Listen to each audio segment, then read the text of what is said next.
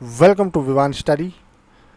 Guys, आज है 25 जुलाई 2020 और 25 जुलाई 2020 बहुत ही इम्पॉर्टेंट दिन है आज का, क्योंकि आज पूरा देश, पूरा हिंदुस्तान एक फेस्टिवल मना रहा है जिसका नाम है नागपंचमी। और नागपंचमी हिंदू धर्म में बहुत ही महत्वपूर्ण स्थान रखता है। तो दोस्तों, किसी कारणवश आज मैं आपको करेंट अफेयर्स प्रोवाइड नहीं करा पाऊँगा क्योंकि कुछ समस्याएँ हैं, तो इसके लिए क्षमा चाहूँगा।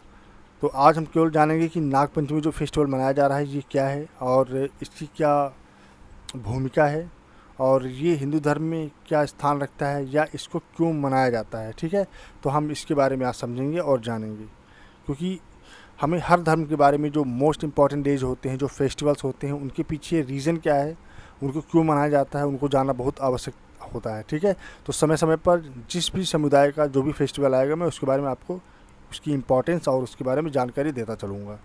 तो आज नागपंचमी है, तो नागपंचमी के बारे में समझते हैं थोड़ा हम।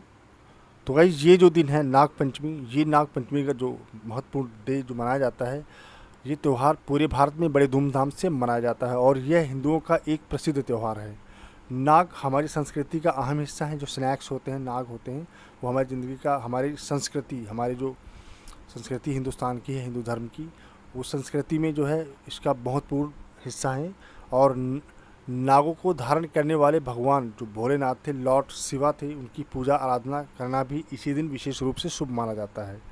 इन्हें शक्ति एवं सूर्य का अवतार भी माना जाता है भगवान शिव को। ठीक है, तो ये बहुत ही इम्पोर्टेंट है, इसकी जानकारी हमें होना चाहिए और ताकि कभी भी आवश्यकता पड़ने पर हम उसको रिवील कर सकें और किसी को भी इस चीज़ के बारे में हम समझा सकें।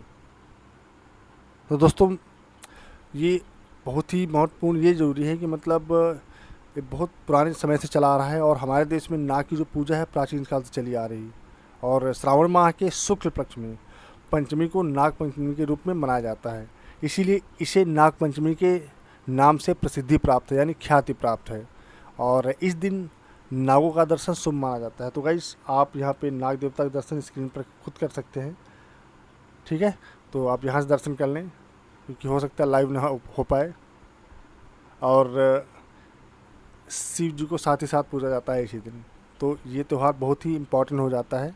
और हम बात करेंगे मतलब नाग पंचमी के दिन क्यों नहीं करते हैं धरती की खुदाई, यानी पंडित और जो वेद पुराणों में लिखा हुआ है कि नाग पंचमी वाले दिन धरती की खुदाई या ज़मीन की खुदाई नहीं करनी चाहिए।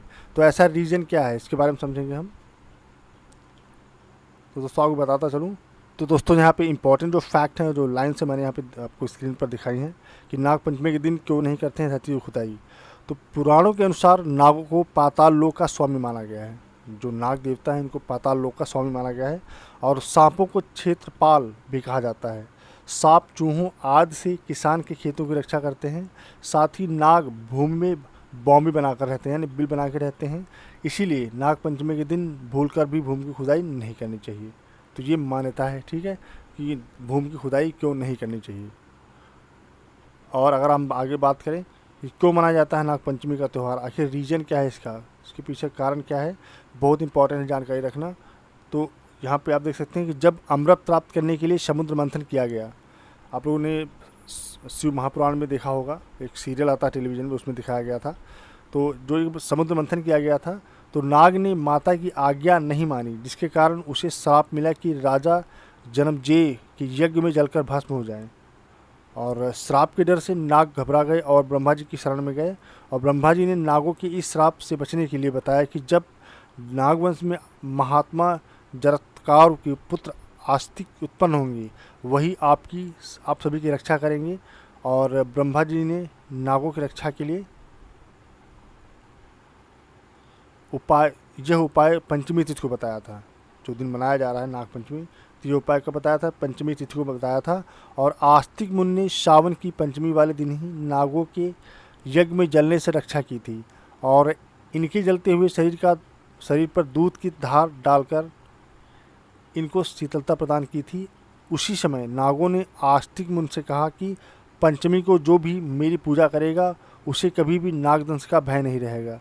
तभी से पंचमी तिथि के दिन नागों की पूजा की जाने लगी। ठीक है गाइस, तो ये मोस्ट इम्पॉर्टेंट चीज़ है।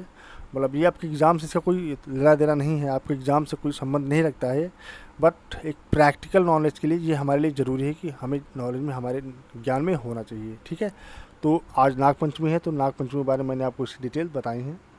आप भी एक बार पढ़ लीजिएगा, ताकि हो सकता है कभी लाइफ में आपको आवश्यकता पड़ जाए, क्योंकि नॉलेज और ज्ञान कभी व्यर्थ नहीं जाता है। ठीक है, तो जो है कल की करंट अफेयर जो है मैं आपको परसों प्रोवाइड कराऊंगा। तब तक के लिए थैंक यू सो मच। जय हिंद।